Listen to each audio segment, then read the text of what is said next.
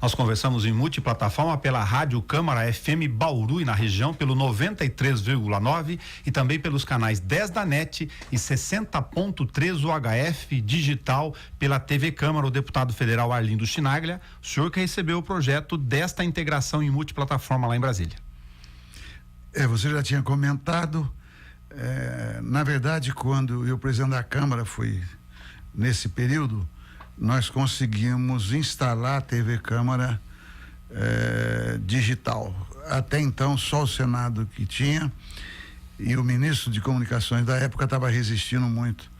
Chegou a ponto de eu, digamos, de modo não tão sutil, falar da tribuna ali da presidência, da cadeira da presidência da Câmara, que ele precisava dar um tratamento isonômico, senão ele corria o risco de ser convocado em todas as comissões da Câmara. Estava armado.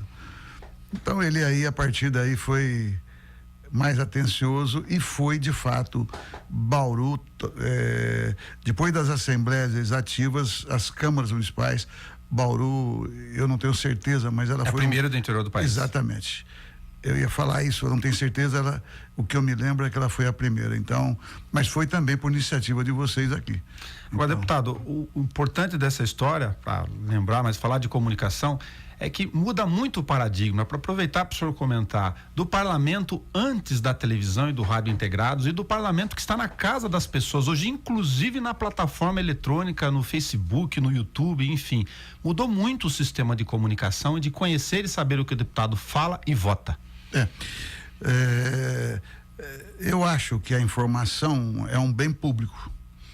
Então, quando você democratiza o acesso, você fatalmente está democratizando a informação. E não há como você manipular.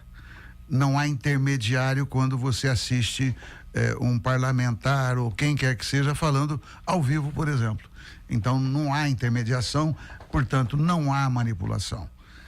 É claro que a mesma informação ela é processada mentalmente de formas diferentes pelos seres humanos, o que é normal. Então eu creio que é um processo contínuo de formação de consciência política, de consciência cívica, de consciência nacional. E se a gente tomar como referência o momento que o Brasil vive hoje, eu acho que é fundamental, porque faz parte dessa nossa cultura, um tanto às vezes de forma futebolística, as pessoas generalizarem, então exagerarem. Então você vai, por exemplo, para uma mídia alternativa social, aí todo mundo parece honesto, todo mundo parece puro, todo mundo quer ser inteligente, às vezes não é bem assim. Então eu acho que por isso que eu disse e repito, é um processo de formação de uma consciência individual e coletiva. Isso muda os destinos de um povo, na minha opinião. E quando também eu fiz referência que cada um processa do jeito, é democrático. Agora, as pessoas, e eu espero, devem adquirir também um arcabouço mental para poder ter o filtro necessário de ver tudo aquilo que é despejado no nosso cérebro e você separar o joio do trigo. Você sabe que é uma piada com referência à grande mídia, né? Que a grande mídia separa o joio do trigo. Ela só publica o joio. É porque a má notícia eleva, digamos, a audiência. Então, eu acho que como subproduto muito importante, isso também vai interferir, espero, para mudar o comportamento da grande mídia. Colaborando com essa missão pública aqui, escolhi 2 temas para o senhor poder comentar e fazer exatamente esse paralelo, de forma bastante aberta, nem pela esquerda, nem pela direita, nem pelo centro, pensando na questão do país.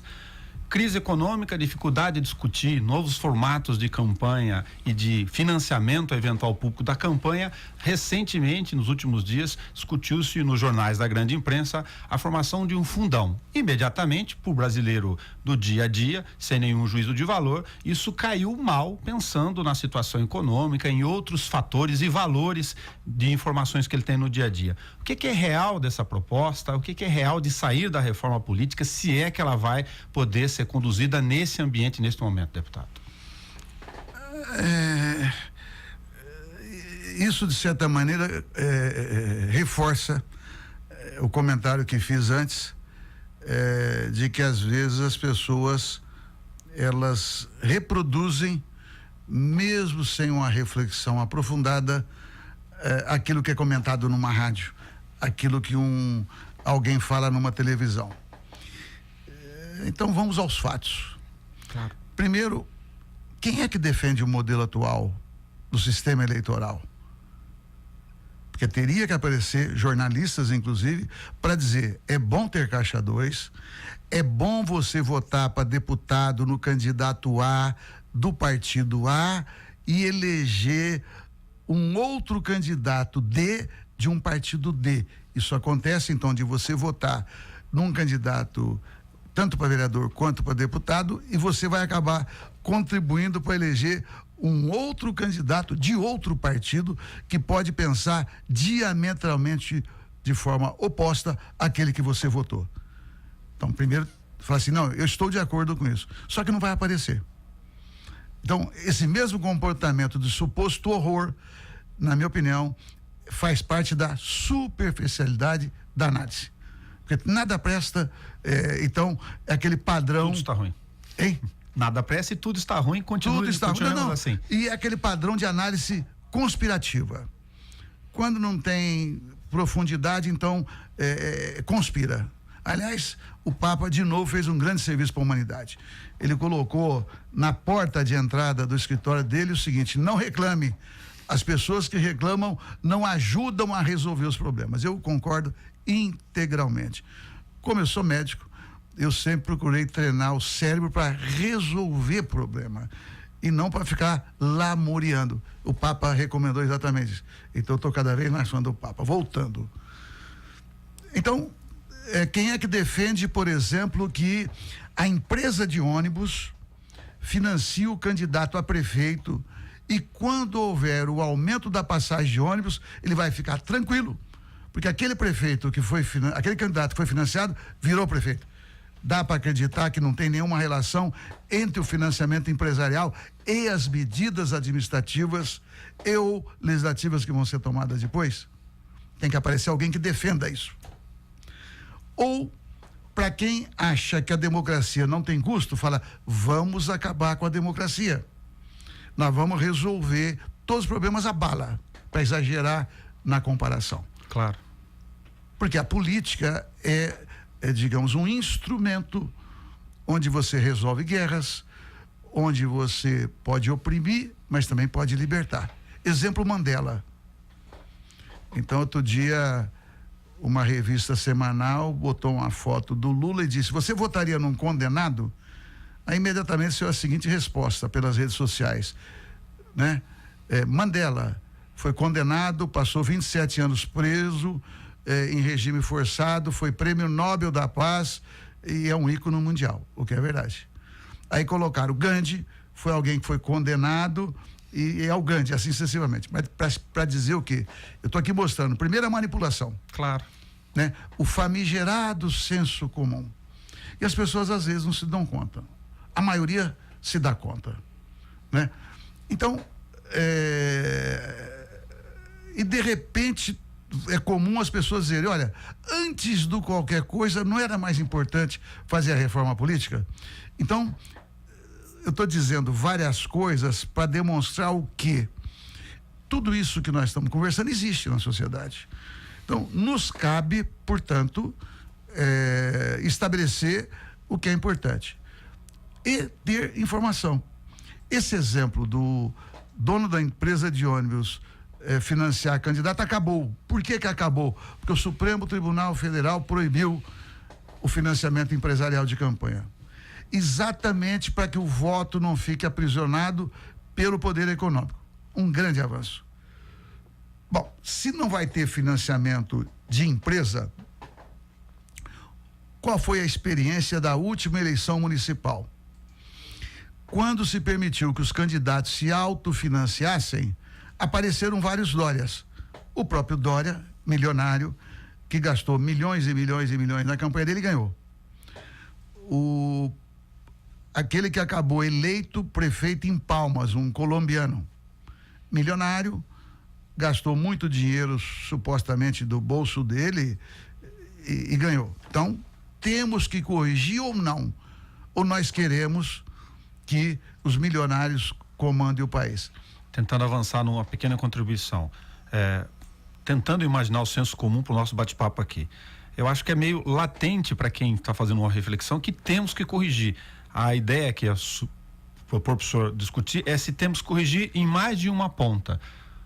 Claro, em mais de uma ponta. No sistema e no financiamento. Claro, mas eu estou falando do financiamento porque aí, na minha opinião, está, digamos, a pior ponta. É Sim. Onde merece correções imediatas.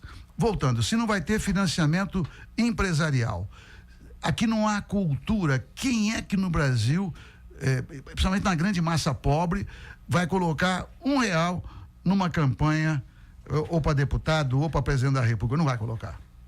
Bom, então, se não houver um rigor na vigilância, o Caixa 2 pode aumentar. O Caixa 2 pode ser do sistema qualquer. Não vou, quase que eu dei um nome aqui, porque tem um sujeito que se aproveita do sistema dia e noite. Claro. Helicóptero para todo lado, não é assim? Ou você pega qualquer instituição, até igreja, que ninguém controla quanto arrecada, onde é que vai parar o dinheiro? Porque tem algumas religiões que estão montando partidos políticos. Então, isso é bom para a democracia? Não, isso é o ninho da serpente. É o ninho da serpente. Porque você vincular política com dogma de igreja é um desastre. Várias guerras acontecem por disputa religiosa. Bom, então resulta o quê? Só tem uma saída. Até o ministro Gilmar Mendes, atualmente presidente do Tribunal Superior Eleitoral, que sempre foi favorável ao financiamento privado de campanha, foi ele que pediu vistas, e em decorrência de vistas, atrasou o processo, mas uma vez decidido, nós fizemos várias reuniões com representação do TSE, ele presente, ele fala, olha, esqueçam, isso não volta. Então vamos deixar claro, financiamento empresarial não volta, ponto. Aí resulta, você quer financiamento pelo narcotráfico ou você quer financiamento público? Tem que decidir. Porque não há como fazer eleição sem gasto. Sim. A não ser que decida-se, não vai haver mais eleições. É bom lembrar que o mundo muda ou por reforma, processo eleitoral, ou por revolução. Então as pessoas precisam saber o que estão defendendo.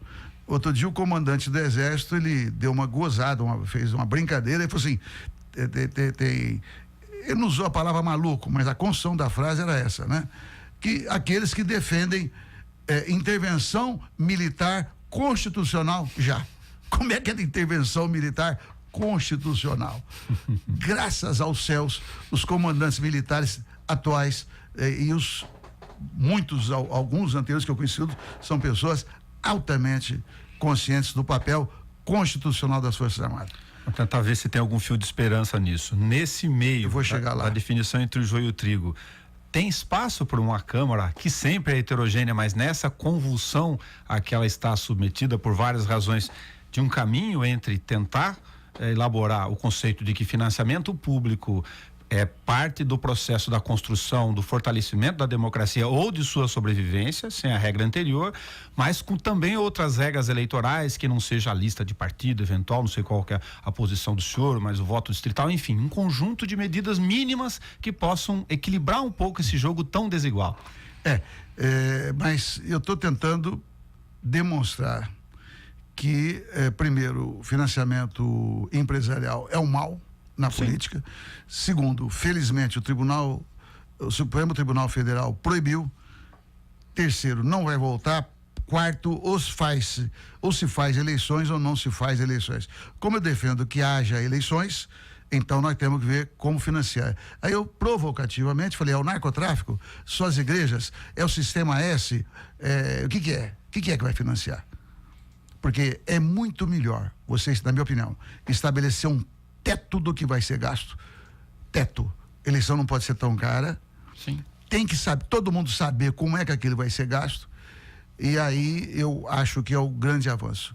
Tem outras medidas. Você acabar, por exemplo, eu acho que tem que acabar com a aliança proporcional, que é aquilo que eu falei, de você votar no José, que é do partido A, e eleger o João, que é do partido B. É o modelo atual, porque através da coligação proporcional. Segunda coisa, elimina.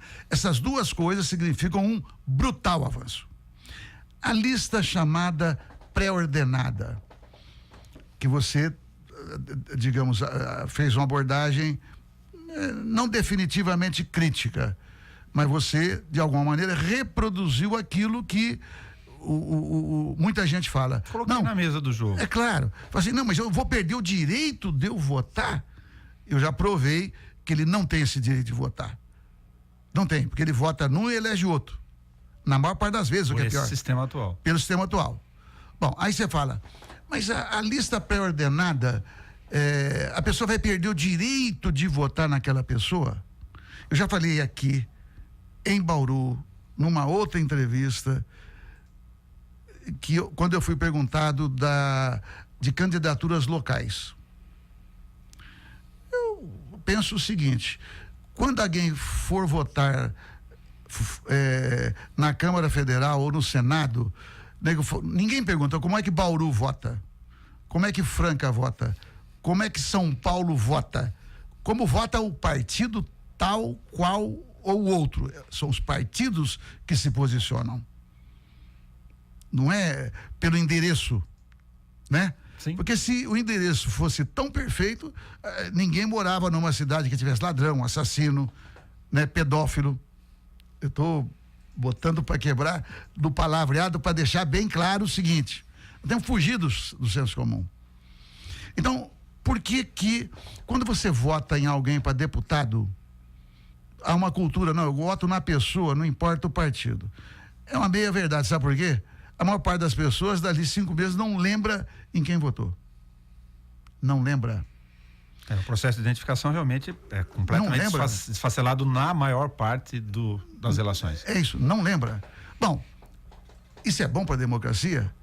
Isso é bom para a pessoa depois cobrar? Olha que absurdo, estão votando, e é um absurdo mesmo, a favor da proposta da reforma da Previdência.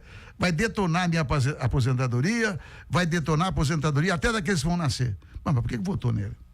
Então, votou porque na hora que o cara é candidato, ele aparece simpático, sorridente, ele vai na festa da cidade, né? Ele vai no rodeio da cidade. Às vezes ele dá até uma prenda para uma igreja. Não é assim? Sim. Simpatia toda a prova. Agora, o que interessa quando alguém vai dar, digamos, um aval para ser representado por alguém? Na minha opinião, eu quero saber o que essa pessoa pensa, eu quero saber o que ela defende, quero saber se coincide com o que eu penso, o que eu defendo, e se essa pessoa é confiável, aí sim, se ela é coerente. Aí você tem que ver o histórico, se já exerceu alguma função. Eu não quero alguém plastificado, sorridente, cheio de botox. Não. Eu quero alguém com quem eu me identifique política e ideologicamente. Ou seja, significa votar num programa. O que é melhor para você votar num programa? É você fazer uma lista, aqui fala assim, estas pessoas defendem tal programa. Nós queremos o crescimento econômico sustentável, nós queremos distribuição de renda, nós queremos aumento real do salário mínimo e entre, digamos, perdoar a dívida de grande empresário ou fortalecer a Previdência, nós preferimos fortalecer a Previdência. Eu estou falando fatos reais. Tem R$1,5 trilhão de reais de dívida inscrita como dívida ativa da União de megas empresários brasileiros. É algo assim, menos de 0,5% detém 70% da dívida. Que dá para financiar uma série de deputados na regra do jogo anterior que a gente detonou. É óbvio. Aí você vê o CARF, que houve até uma CPI. O CARF acabou de perdoar a dívida de banco. Dívida bilionária. Sim. Bom, as pessoas sabem disso? Não sabem. Então, voltando, a única maneira, na minha opinião, de você votar num programa é exatamente a lista pré-ordenada. Aí qual que foi a tradução que uma boa parte da mídia fez? Não, isso é a maneira dos parlamentares se reelegerem. Não, a maneira dos atuais parlamentares se reelegerem é exatamente manter a regra.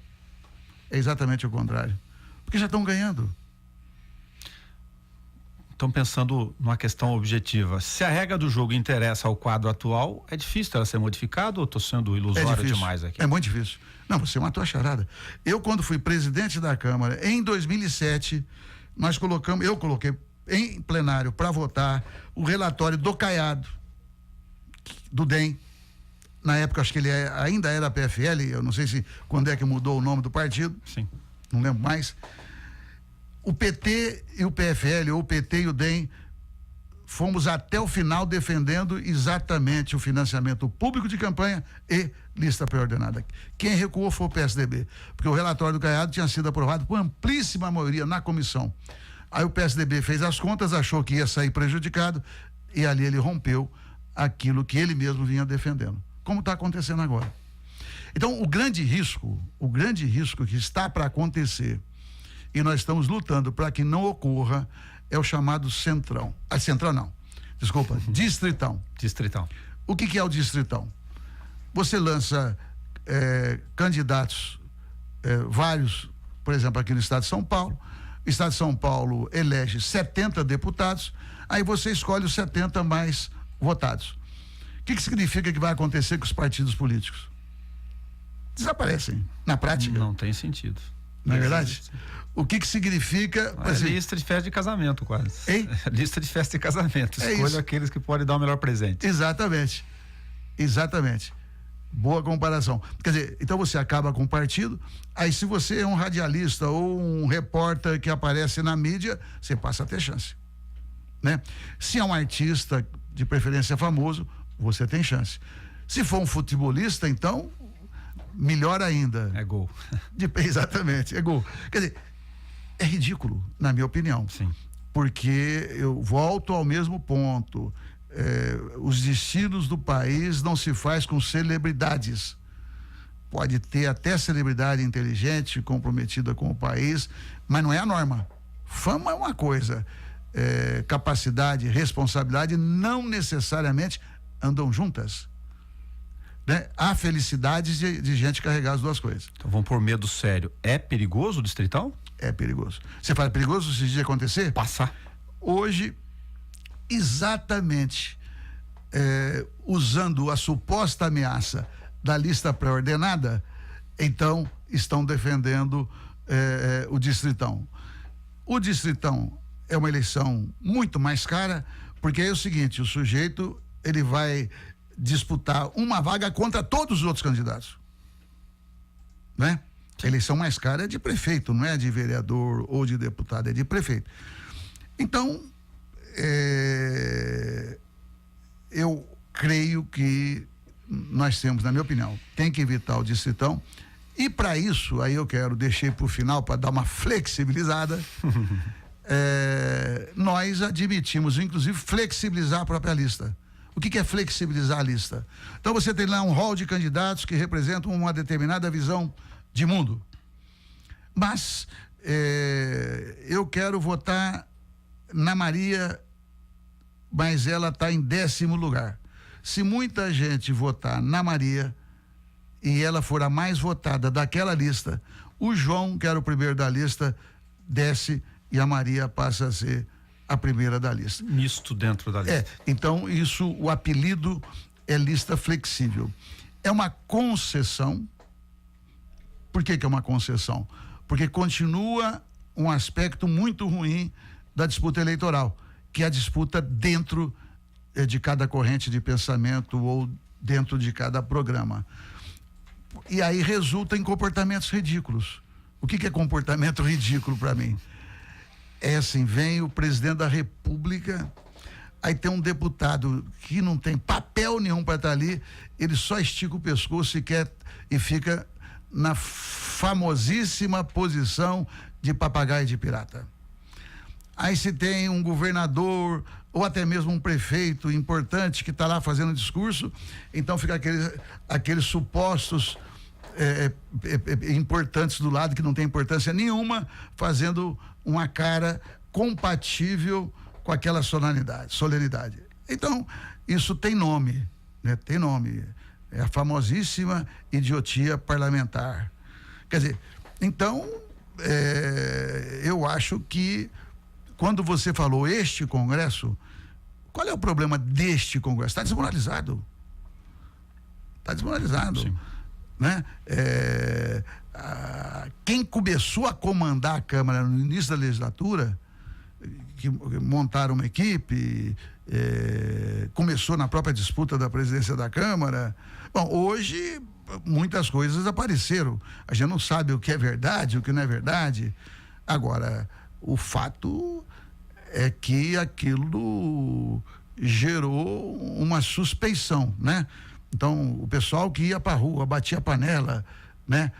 MBL, não sei o quê, somos todos Cunha. Pararam de falar somos todos Cunha, mesmo que sejam. Mas hoje já não dá popularidade falar isso. O Assis está nos cobrando do tempo do senhor, e vou fazer uma boa provocação filosófica para agradecer a presença do senhor aqui. Nós não vamos conseguir cunhar dentro da crise, como dizem os filósofos, que dela você encontra alguma coisa boa dessa história para crescer dentro da dificuldade, achar uma saída? Eu concordo com a tese de que a crise sempre representa uma oportunidade, mas isso não garante que a gente aproveite a oportunidade. Ontem saiu no Valor Econômico, é preciso ler com mais atenção para ver se aquilo ali é verdade, inclusive, né? Já tem empresariado brasileiro que diz, não importa se é o Temer, não importa quem for, importantes são as reformas. Aí tome terceirização, reforma trabalhista e reforma previdenciária, e pobre vai se arrebentar. Literalmente, muitos milhões morrerão sem conseguir se aposentar. Porque ao exigir um tempo de carência mínimo de 25 anos, com o nível de informalidade, de desemprego e também de rotatividade de mão de obra, para poder pagar, e quando alguém perde o emprego, para conseguir voltar ao emprego, leva de 8 a 9 meses. Então, para pagar 25 anos, ele tem que estar 40 anos no mercado de trabalho. Não conheço nenhum terceirizado que contratava por 1.000 na primeira matriz da empresa, que contrate por 1.000 na segunda. É isso. E lamento, mas eu temo que já deve estar acontecendo, inclusive em Bauru, a terceirização em determinadas atividades empresariais. Bom, então, num momento onde a Volkswagen está sendo denunciada na Alemanha, mas já o noticiário chegou aqui no Brasil, por ela ter financiado pesadamente o golpe 64 e ter inclusive fornecido uma frota de 60 veículos, pode ter sido mais, para repressão, pegar as pessoas que lutavam pela redemocratização. Então é preciso cuidado com os conglomerados econômicos, sejam eles de onde vier. Portanto, eu creio que é uma oportunidade. Agora, na minha opinião, o Brasil vai ter que ser passado a limpo.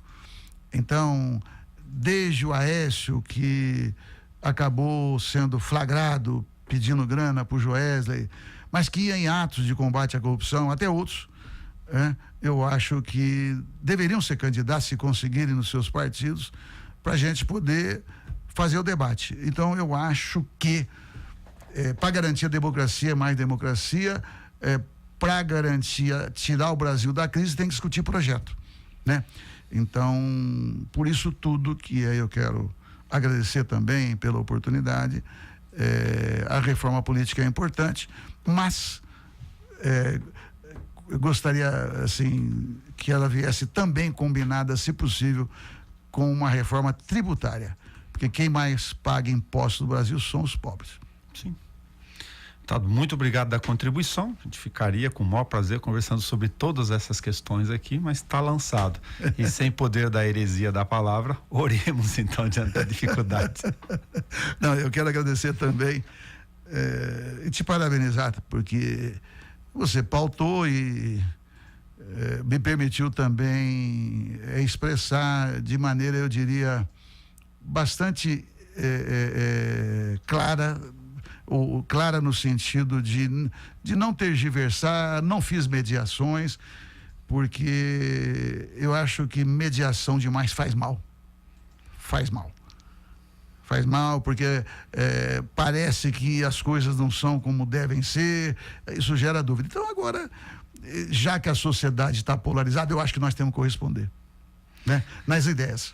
Muito obrigado ao deputado federal Arlindo Chinagra. Vote sempre, seja sempre bem-vindo no Espaço Aberto, sem cortes, na íntegra, pela Rádio TV Câmara. Até o nosso próximo encontro.